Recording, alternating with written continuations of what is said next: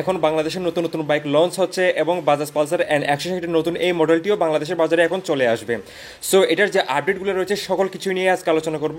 প্রথম যে আপডেটের কথা বলবো সেটা হচ্ছে এটার এলইডি ব্লিঙ্কার্স। এটার এলইডি আগে হ্যালোজেনের ছিল, এখন এলইডি ব্লিঙ্কার্স করে দিয়েছে। এটা অন্যতম একটা আপডেট, রাইডার্সদের মনের চাহিদা অনুযায়ী এটা আপডেট করে দেওয়া হয়েছে। এবং দ্বিতীয় যে পরিবর্তনের কথা আপনাদেরকে বলবো সেটা হচ্ছে বাইকটির ইউএসডি ফর্ক সাসপেনশন।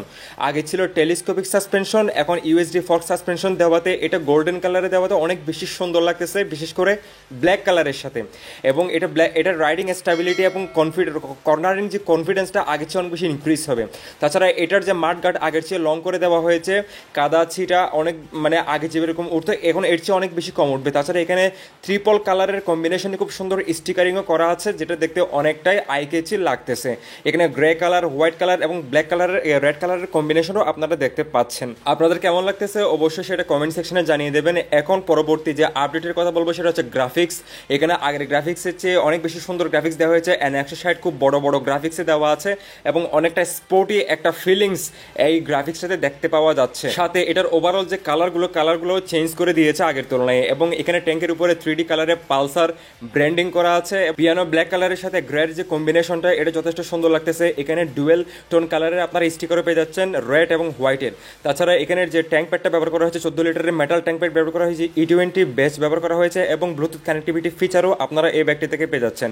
এবং এটার যে হ্যান্ডেলবার আগের মতোই রাখা হয়েছে। এর পরবর্তী যে আপডেট এটা হচ্ছে এটার ইনস্ট্রুমেন্ট ক্লাস্টার সম্পূর্ণ ডিজিটাল ইনস্ট্রুমেন্ট ক্লাস্টার ব্যবহার করা হয়েছে। এখানে আপডেটেড সকল ফিচারগুলো এখানে রাখা হয়েছে।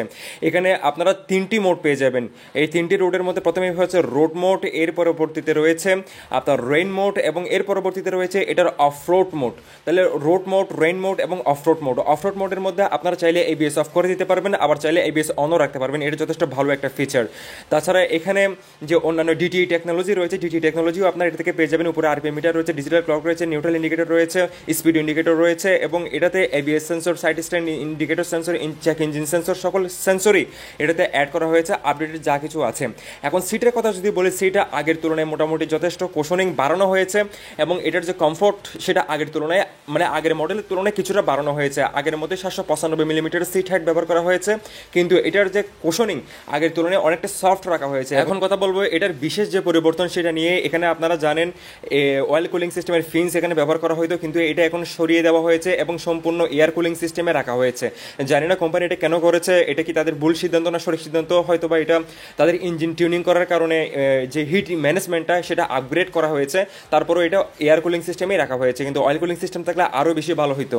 তাছাড়া এটাতে নন DTSI ইঞ্জিন ব্যবহার করা হয়েছে, সিঙ্গেল স্পার্ক প্লাগের ইঞ্জিন ব্যবহার করা হয়েছে এবং বাজাজের ব্র্যান্ডিং করা আছে, আপনারা দেখতে পাচ্ছেন। কোনো কিকার নাই এবং এটাতে ক্র্যাশ গার্ডও ব্যবহার করা হয়েছে, সিঙ্গেল হর্ন ব্যবহার করা হয়েছে, অ্যাথলেটিক কনভার্টারও আপনারা দেখতে পাচ্ছেন। এবং এটার যে ইঞ্জিন গার্ডটা এটা যথেষ্ট সলিড রয়েছে এবং 165 মিলিমিটার গ্রাউন্ড ক্লিয়ারেন্স ব্যবহার করা হয়েছে। এবং এটাতে যে ইঞ্জিনটা ব্যবহার করা হয়েছে 164.82 সিসি ইঞ্জিন এটাতে ব্যবহার করা হয়েছে এবং 4 stroke single cylinder 2 bulb BS6 phase 2 engine ব্যবহার করা হয়েছে। এবং পাওয়ার হিসেবে আপনারা পাবেন 16 PS @ 8500 RPM এবং 14.54 নিউটন মিটার @ 6750 RPM এবং টপ স্পিড পেয়ে যাবেন 130 কিলোমিটারের আশেপাশে এবং আপনারা এটা থেকে মাইলেজ পেয়ে যাবেন 47 থেকে 48 কিলোমিটার পার লিটারের আশেপাশে। এখন যদি একটু সামনে যাই, এখানে দেখতে পাচ্ছেন 180/17 সেকশনের টায়ার ব্যবহার করা হয়েছে এবং এটাতে 300 মিলিমিটারের একটি বড় ডিস্ক ব্যবহার করা হয়েছে, ডুয়েল চ্যানেল ABS ব্যবহার করা হয়েছে এবং এটাতে ক্রিমেকার ক্যালিপার ব্যবহার করা হয়েছে। এবং পেছনের দিকে যদি আসি, এটাতে 230 মিলিমিটারের ডিস্ক ব্যবহার করা হয়েছে। সো সেফটিতে কোনো ধরনের কম্প্রোমাইজ করা হয় নাই।